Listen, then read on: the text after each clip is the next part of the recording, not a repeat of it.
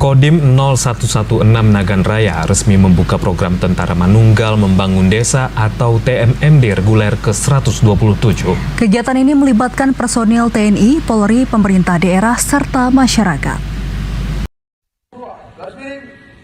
Kodim 0116 Nagan Raya secara resmi memulai kegiatan TNI Manunggal Membangun Desa atau TMMD reguler ke-127 tahun 2026 di wilayah Betong Nagan Raya.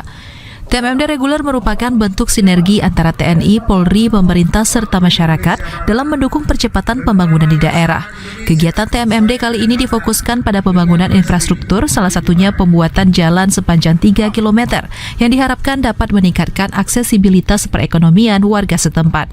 Pada pembukaan TMMD tersebut juga dilakukan sejumlah kegiatan sosial seperti pengobatan massal gratis, pembagian sembako, serta pasar murah untuk warga sekitar.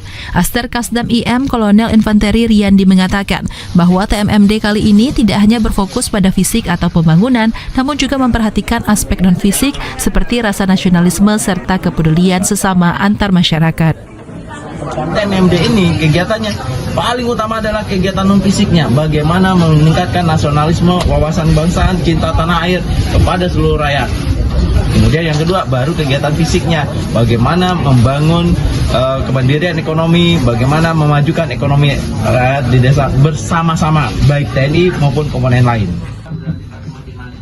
Saat membuka kegiatan ini, Bupati Nagan Raya Teguh Raja Kembangan menyampaikan rasa terima kasih serta dukungannya terhadap kegiatan tersebut. Ia mengajak seluruh masyarakat khususnya di kawasan kegiatan TMMD tersebut agar ikut andil bersama dalam membangun desa. Semangat kita menyampaikan terima kasih kepada asosiasi tenaga yang telah inisiatif dengan kegiatan rutin TMMD.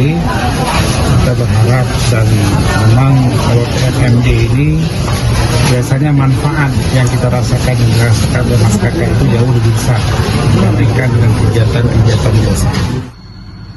Rangkaian acara pembukaan TMMD diakhiri dengan peninjauan lokasi jalan yang akan dibangun nantinya. Diharapkan kegiatan tersebut dapat berjalan dengan lancar dan dapat selesai tepat waktu pada bulan Maret mendatang. Dari Nagan Raya, Aziz Saputra, TVRI Aceh melaporkan.